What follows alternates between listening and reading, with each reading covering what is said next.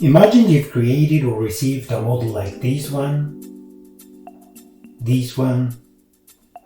or even this one, and you want to see how it works. You click the lightning and oh my god, where do I even start? There's low pressure everywhere. Well, you could use some head loss enlightenment. Let's see very quickly what I mean by this. This is the archetypal profile with its reservoir, slopes, and consumption point. There's the static hydraulic gradient line when water's not moving, and as a reminder, the vertical distance between the gradient line and the ground is the pressure.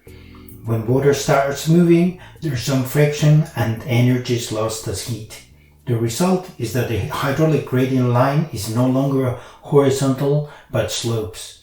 If there's a little friction, it slopes less, and if there's more friction, it slopes more. The slope is called head loss, usually in meters per kilometer. Back to the network we started with, if we set the view for head loss, these three arrows show the pipes that are mainly responsible for the unsuccessful run. One of them is a choked main. The other one is closed, and there are even some pipes that are too big, therefore not a very good use of resources.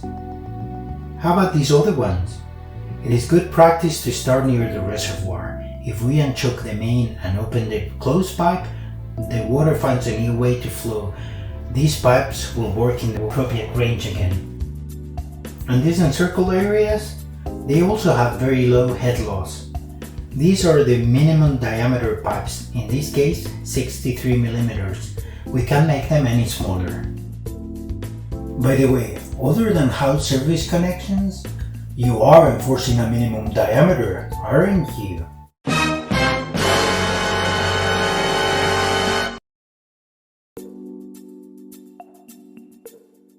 How would you do this in EPANET? You click Unit Head Loss and you set your scale.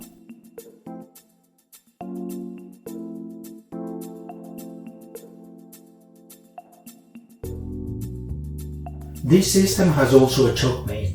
This is a very common mistake. You should avoid it because it forces you to install bigger diameter pipes in the rest of the network, which usually ends up being way more expensive.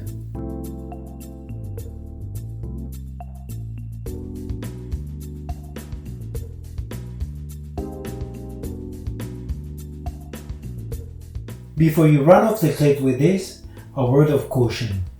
This is only a rule of thumb, not a strict design parameter. Where the terrain is very steep, you may want to have bigger head losses.